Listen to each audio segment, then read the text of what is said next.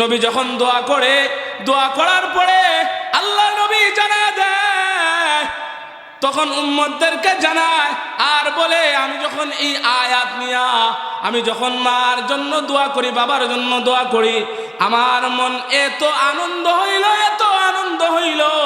এই আনন্দর কারণে আমি নবীজি ওই দিন এমন মুস্কি হাসি দিয়েছিলাম। এই মুস্কি হাসি দেওয়ার কারণে আমার আল্লাহ রব্বুল আলামিন আমার হাসিটাকেও পছন্দ করে নিয়েছেন। এই কারণে মা বাবার খেদমত করা দরকার আছে।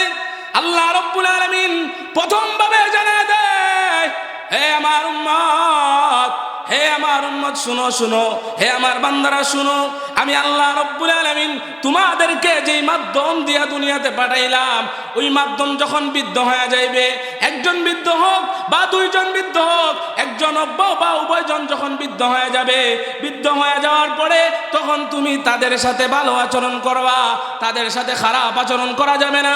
কেন কেন কেন? খারাপ আচরণ করলে আল্লাহর নবী কষ্ট পায়। শুধু আল্লাহর নবী কষ্ট পায় না, বরং আল্লাহ রব্বুল আলামিন নবীর কষ্টের সাথেও আল্লাহ স্বয়ং কষ্ট পায়। ونشهد أن لا إله إلا الله وحده لا شريك له ونشهد أن سيدنا وسندنا وحبيبنا وحبيب ربنا وطبيبنا وطبيب قلوبنا ومولانا محمدا عبده ورسوله الذي أرسل إلى الناس كافة بشيرا ونذيرا وداعيا إلى الله بإذنه وسراجا منيرا أما بعد فقد قال الله تبارك وتعالى في كلامه المجيد وفي فرقانه الحميد أعوذ بالله من الشيطان الرجيم بسم الله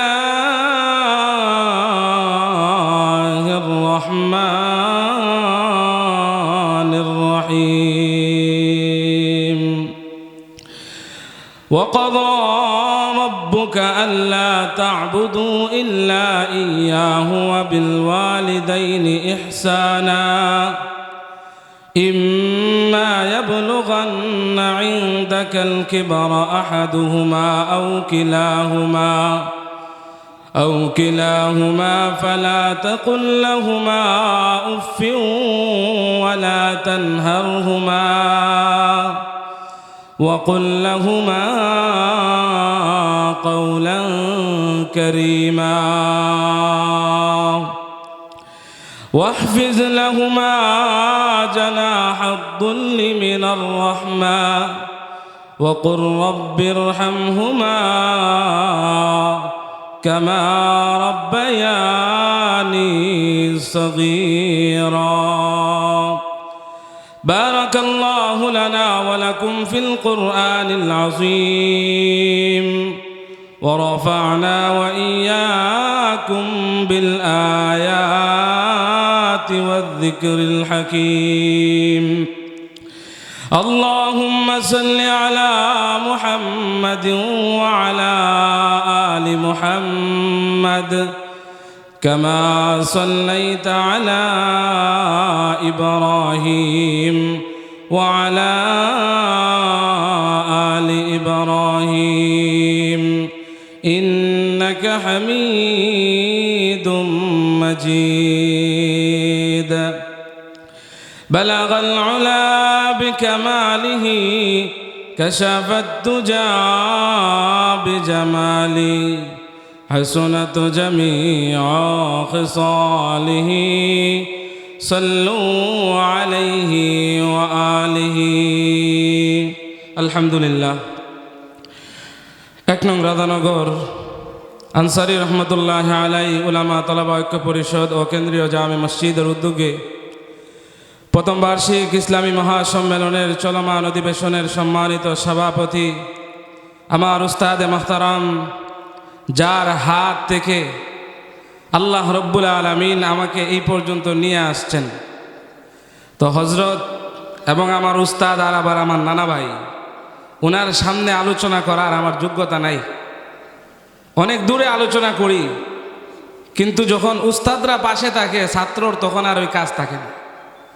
তারপরেও উস্তাদ যদি ভরসা দেয় আলোচনা করতে সমস্যা আছে, সমস্যা নেই।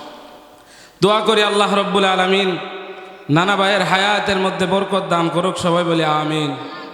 আল্লাহ রব্বুল আলামিন নানা ভাইকে যেন সুস্থতার নিয়ামত দান করেন, সবাই বলি আমিন। সম্মানিত উপস্থিতি, আমি আপনাদের সামনে যেই তেলাওয়াত করেছি আপনারা শেষের আয়াতের অর্থটা সবাই জানেন। সবাই আমরা যখন নামাজ পড়ি, নামাজ পড়ার পরে দোয়া করার মধ্যবর্তী সময়ে তখন আমরা এই দোয়াটা করি, রব্বির হামহুমা কামা রব্বায়ানি সগীরা। এই দোয়া কেন পড়া হয়? এই দোয়া কেন পড়া হয় আমরা সবাই জানি, তারপরেও আমি বলে দিতে চাই। কারো মা বাবা যদি জীবিত থাকে বা মৃত্যুবরণ করে, যখন কবরস্থ হয়ে যায়, মা বাবা জীবিত থাকলে এই দোয়া পড়লে তাদের জন্য হয়ে যায় রহমত। মা বাবা যখন মৃত্যু হয়ে যায়, যখন তারা কবরের মধ্যে চলে যায়, তখন তাদের জন্য হয়ে যায় মাগফিরাত।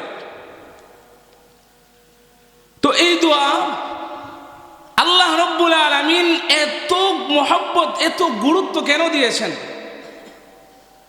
মা বাবার জন্য আল্লাহ রব্বুল আলামিন কেন এই দোয়ার ব্যবস্থা করলেন? অন্য কোনো দোয়ার মাধ্যমেও তো দোয়া করা যেত, কিন্তু আল্লাহ রব্বুল আলামিন এই দোয়া কেন আনছেন? তার মানে বোঝা যায় এই আয়াতের গুরুত্ব আছে। মুফাসসিরিনে কেরাম বলেন, একটা সন্তান যখন দুনিয়াতে আসে, আসার আগে মা বাবা যেই কষ্ট করে অন্য কেউ সেই কষ্ট করে না। এখন মা বাবা এত কষ্ট করলো, কষ্ট করার পরে যদি মা বাবার জন্যই আমি আমার সন্তান হইয়া আমি আমার মা বাবার জন্য যদি দোয়াই না করতে পারি, তাহলে সন্তান কিসের কারণে হইলাম? আল্লাহর রাসূল সাল্লাল্লাহু আলাইহি ওয়াসাল্লাম হাদিস শরীফের মধ্যে বলেন যে আল্লাহ রব্বুল আলামিন একদিন আমার মন এরকম খারাপ অবস্থায় ছিল, মা বাবার কথা খুব বেশি মনে হইতেছে। এমন অবস্থায় আল্লাহ রব্বুল আলামিন আমাকে জানায়া দেয়, ওগো নবী, আপনি কেন মন কালা করলেন? আমি কি আল্লাহ আপনার সাথে নাই? তখন আল্লাহ রব্বুল আলামিন জিব্রাইলের মাধ্যমে নবীকে জানায়া দিলেন, ওগো নবীজি, আপনি মন কালা করবেন না, আপনার মনের মধ্যে মন মালিন্য নিয়ে আসবেন না, বরং আমি আল্লাহ আপনাকে একটা দোয়া শিখায়া দেয়, এই দোয়াটা আপনি করেন, করার মাধ্যমে আপনার মন ভালো হয়ে যাবে। সুবহানাল্লাহ। আল্লাহর নবী, বিশ্ব নবী মুহাম্মদুর রাসূলুল্লাহ সাল্লাল্লাহু আলাইহি ওয়াসাল্লাম, নবী শুধু আমাদের জন্য রহমত ছিলেন তা নয়। আল্লাহর নবী, বিশ্ব নবীর মন কালো অবস্থায়, মন যখন কালো অবস্থায়, আল্লাহর নবী, বিশ্ব নবী মুহাম্মদুর রাসূলুল্লাহ সাল্লাল্লাহু আলাইহি ওয়াসাল্লামের মন ভালো করার জন্য আল্লাহ রব্বুল আলামিন শুধু নবীর জন্য এই আয়াত জানায়া দেয় নাই, বরং নবীর পরে কিয়ামতের আগ পর্যন্ত আল্লাহর নবীর যত উম্মত আসবে, যত উম্মত এই দুনিয়ার মধ্যে আসবে, সকল উম্মতের জন্য আল্লাহ রব্বুল আলামিন এই দোয়া দ্বারা মা বাবার জন্য দোয়া করতে বলেছেন। ভাইয়েরা আমার, বন্ধুরা আমার, বাবারা আমার, আল্লাহ নবী, বিশ্ব নবী মুহাম্মদুর রাসূলুল্লাহ সাল্লাল্লাহু আলাইহি ওয়াসাল্লাম, নবী যখন দোয়া করে, দোয়া করার পরে আল্লাহ নবী জানায় দেয়, তখন উম্মতদেরকে জানায় আর বলে, আমি যখন এই আয়াত নিয়া আমি যখন মার জন্য দোয়া করি, বাবার জন্য দোয়া করি, আমার মন এত আনন্দ হইল, এত আনন্দ হইল, এই আনন্দর কারণে আমি নবীজি ওই দিন এমন মুস্কি হাসি দিয়েছিলাম। এই মুস্কি হাসি দেওয়ার কারণে আমার আল্লাহ রব্বুল আলামিন আমার হাসিটাকেও পছন্দ করে নিয়েছেন। এই কারণে মা বাবার খেদমত করা দরকার আছে। আল্লাহ রাব্বুল আলামিন প্রথম ভাবে জানায় দেয়, হে আমার উম্মত, হে আমার উম্মত শুনো শুনো, হে আমার বান্দারা শুনো, আমি আল্লাহ রাব্বুল আলামিন তোমাদেরকে যেই মাধ্যম দিয়া দুনিয়াতে পাঠাইলাম, ওই মাধ্যম যখন বৃদ্ধ হয়ে যাইবে, একজন বৃদ্ধ হোক বা দুইজন বৃদ্ধ হোক, একজন বা উভয়জন যখন বৃদ্ধ হয়ে যাবে, বৃদ্ধ হয়ে যাওয়ার পরে তখন তুমি তাদের সাথে ভালো আচরণ করবা, তাদের সাথে খারাপ আচরণ করা যাবে না। কেন কেন কেন? খারাপ আচরণ করলে আল্লাহর নবী কষ্ট পায়, শুধু আল্লাহর নবী কষ্ট পায় না, বরং আল্লাহ রাব্বুল আলামিন নবীর কষ্টের সাথেও আল্লাহ স্বয়ং কষ্ট পায়।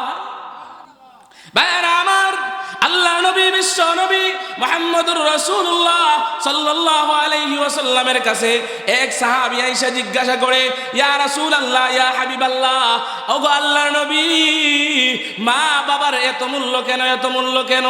আল্লাহর নবী জানায় দেয়, আল্লাহ আমাকে জানায় দিছে, ও দুনিয়ার মুসলমানেরা, আল্লাহ আমাকে জানায় দিছে এইটা, যে মা বাবার খেদমত যারা করবে আল্লাহ স্বয়ং তাদেরকে দুনিয়া থেকে জান্নাতি বানায় নিবে। এই কারণে মা বাবার খেদমত দরকার আছে। যারা মা বাবার খেদমত করে না, মা বাবার খেদমত করার পরে আল্লাহ রাব্বুল আলামিন কেমন প্রতিদান দেয়। হযরত মূসা পয়গম্বর আল্লাহ রাব্বুল আলামিনের কাছে একদিন আইসা বলে, ওগো আল্লাহ, ওগো আল্লাহ, তুমি তো জান্নাতের মধ্যে বন্ধু বানাইবা, ওগো আল্লাহ জান্নাতের মধ্যে বন্ধু বানাইবা। আমিও শুনেছি প্রত্যেক পয়গম্বরের একজন বন্ধু হবে। যদি প্রত্যেক পয়গম্বরের একজন বন্ধু হয়, তাহলে তো আমারও একজন বন্ধু হবে। ওগো আল্লাহ, তাহলে এই আমার বন্ধুটা কে হবে? মূসা পয়গম্বর যখন আল্লাহ রাব্বুল আলামিনকে বলে, আল্লাহ রাব্বুল আলামিন মূসা পয়গম্বরকে জানায় দেয়, ওগো মূসা পয়গম্বর, তোমার বন্ধু হবে একজন কসাই। কে হইব? একজন কসাই। আমাদের এই যে এলাকায় যারা মাংস বিক্রি করে তাদের সম্মান আছে? তারা কি মানুষ সম্মান করে? কসাই কয়, কসাই। সে কোথায় থেকে গরু নিয়ে আসে কেউ জানে না, তাদেরকে সম্মান করে না। কিন্তু এই কসাই কেন মূসা পয়গম্বরের বন্ধু হইল, এটা জানার দরকার আছে না? মূসা পয়গম্বর আল্লাহ রাব্বুল আলামিনের কাছে যখন জানায়, আল্লাহ রাব্বুল আলামিন জানায় দেয়, ওগো মূসা, তোমার বন্ধু হবে একজন কসাই। কিন্তু কসাইটা কেমন কেমন জানোনি? মূসা পয়গম্বরকে আল্লাহ জানায় দেয়, ও মূসা, ওই পয়গম্বর মূসা, ওই ব্যক্তিটা এমন, তার মার খেদমত করার কারণে আমি আল্লাহ রাব্বুল আলামিন তাকে তোমার বন্ধু বানায়া জান্নাতি বানায়া দিছি। এখন মূসা পয়গম্বর আশ্চর্য হয়ে গেছে, কিভাবে সম্ভব? কসাই মানুষ, আবার তুমি জান্নাতি, আমার সাথে বন্ধু, আমি একজন পয়গম্বর, আমার বন্ধু, তাহলে এটা আশ্চর্যের বিষয় না? এটা আশ্চর্যের বিষয়। মূসা পয়গম্বর আল্লাহ রাব্বুল আলামিনকে জানায়, ওগো আল্লাহ, কিভাবে সম্ভব? আল্লাহ রাব্বুল আলামিন জানায় দেয়, ওগো পয়গম্বর মূসা, তোমার এলাকার মধ্যে একটা বাজার আছে, ওই বাজারের মধ্যে তুমি যাইবা। বাজারের মধ্যে যাওয়ার পরে তুমি একজন কসাইকে দেখতে পাইবা। ওই কসাইয়ের কাছে যাইবা, কিন্তু তার কাছে তুমি কোনো কিছু জিজ্ঞাসা করবা না, বরং তার সামনে দাঁড়ায় দাঁড়ায় দেখবা। মূসা পয়গম্বর আল্লাহ রাব্বুল আলামিনের কথা মতো ওই দিন তিনি পরের দিন ওই বাজারের মধ্যে চইলা যায়। বাজারের মধ্যে যাওয়ার পরে এবার তিনি গিয়া দেখে একজন কসাই। ওই ব্যক্তি কসাই, কিন্তু সে মাংস বিক্রি করতেছে। কিন্তু একটা আশ্চর্য বিষয়, মূসা পয়গম্বর ওইভাবে তাকায় দেখে যে ওই মাংস বিক্রিটা, সে মাংস বিক্রি করে, কিন্তু বিক্রি করার পরে মূসা পয়গম্বর তাকায় দেখে ভালো যেই মাংসগুলো আছে ওই মাংসগুলো তিনি একটা ব্যাগের মধ্যে রেখে দেয়। ওই মাংসগুলো যখন ব্যাগের মধ্যে রাখে, মূসা পয়গম্বর এবার তিনি আবার তাকায় তাকায় দেখে, যখন তার মাংস বিক্রি শেষ হয়ে গেল, শেষ হয়ে যাওয়ার পরে এবার ওই মাংস বিক্রিটা, ওই মাংস বিক্রিওয়ালা তিনি বাড়ির মধ্যে চলতে আরম্ভ করলেন। বাড়ির মধ্যে যায়, মূসা পয়গম্বর পিছনে পিছনে যায়। মূসা পয়গম্বর যখন পিছনে পিছনে যায়, এবার মূসা পয়গম্বর তাকায় দেখে ওই ব্যক্তিটা বাড়ির মধ্যে যাওয়ার পরে বাড়িতে গিয়া দেখে একজন বৃদ্ধ মা।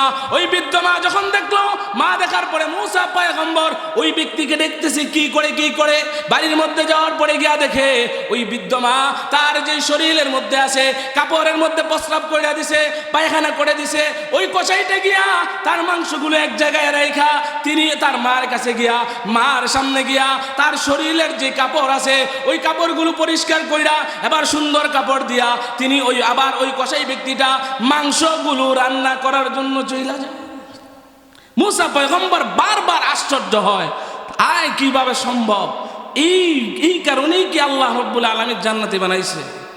পরে আবার আরেকটা আশ্চর্যের বিষয়, মুসা পয়গম্বর এবার আবার তাকায় দেখে যে মাংসগুলা তিনি পাতিলের মধ্যে রাখছে, পাতিলের মধ্যে রাইখা এবার ওই পাতিলের মধ্যে মাংসগুলো জাল দিয়া রান্না কইরা মার সামনে নিয়া, শুধু মার সামনে নিছে তা না, মার সামনে নিয়ে প্লেটের মধ্যে রাইখা ওই মাংস বিক্রিওয়ালা তিনি তখন এইভাবে মা খাইতে পারে না, মায়ের দাঁতগুলো পড়ে গেছে, কিভাবে খাইবে?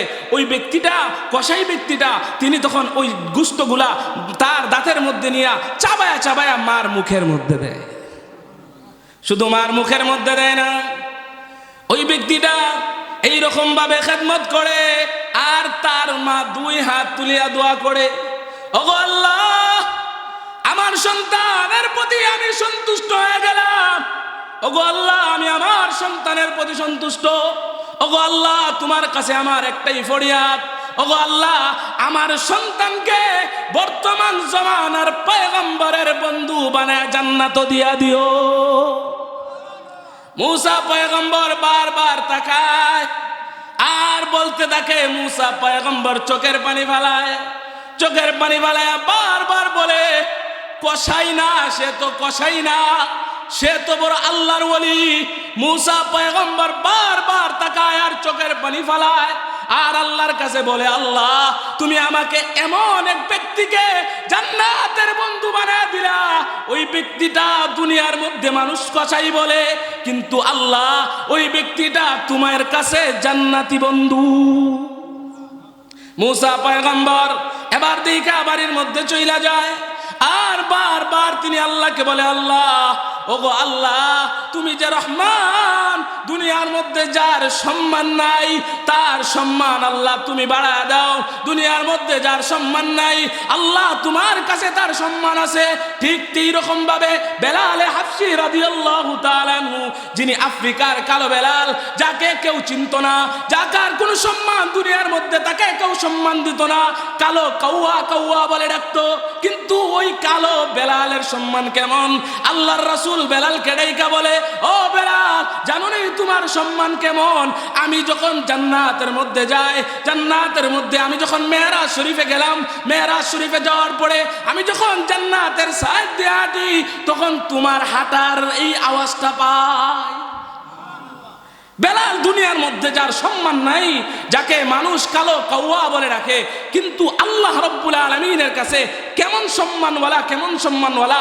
হাসরের ময়দান যখন কায়েম হয়ে যাবে, কায়েম হয়ে যাওয়ার পরে আল্লাহ রাব্বুল আলামিন তখন আল্লাহর নবীকে বলবে, ওগো নবী, আপনি আপনার স্থান দিয়া জান্নাতের মধ্যে ঢুকতে থাকেন। হযরত বেলাল হাবশী রাদিয়াল্লাহু তাআলা কেমন সম্মানওয়ালা। আল্লাহর নবী, বিশ্ব নবী মুহাম্মদুর রাসূলুল্লাহ সাল্লাল্লাহু আলাইহি ওয়াসাল্লাম যখন তিনি জান্নাতের মধ্যে যাইবেন, যখন তিনি ঘোড়ার উঠবেন, সোয়ার করবেন, তখন ওই ঘোড়া চলতে গেলে একজন চাকরের দরকার আছে না নাই? একজন লাগাম ধরার জন্য একজন লোক দরকার আছে না নাই? আল্লাহ রাব্বুল আলামিন আল্লাহর নবীর জান্নাতের মধ্যে যাওয়ার জন্য ঘোড়ার লাগাম ধরবে হযরত বেলাল। এই বেলালের এত সম্মান, এত সম্মান। হযরত বেলাল হাবশী রাদিয়াল্লাহু তাআলা আনহুর যখন মৃত্যুর সময় হয়ে গেছে, মৃত্যুর সময় অবস্থায় হযরত বেলাল হাবশী রাদিয়াল্লাহু তাআলা আনহু আল্লাহ রাব্বুল আলামিনের কাছে দোয়া করে, আল্লাহ, আমার একটাই আশা। ওই আশাটা কি? হযরত বেলাল হাবশী রাদিয়াল্লাহু তাআলা বলে, আমি যখন আমার মৃত্যুর সময় যখন হয়ে যাওয়া অবস্থায়, তখন তুমি আমাকে নামাজরত অবস্থায় আমার জানটা কবজ করে নিয়ে যায়। আল্লাহর নবী, বিশ্ব নবী মুহাম্মদুর রাসূলুল্লাহ সাল্লাল্লাহু আলাইহি ওয়াসাল্লামের কাছে বেলালের সম্মান ছিল, দুনিয়ার মানুষের কাছে সম্মান ছিল না, কিন্তু নবীর কাছে সম্মান আর আল্লাহর কাছে সম্মান আছে। আর কোনো দরকার আছে? এই কারণে মা বাবার খেদমত করা দরকার আছে না নাই? মা বাবার খেদমত করা দরকার আছে।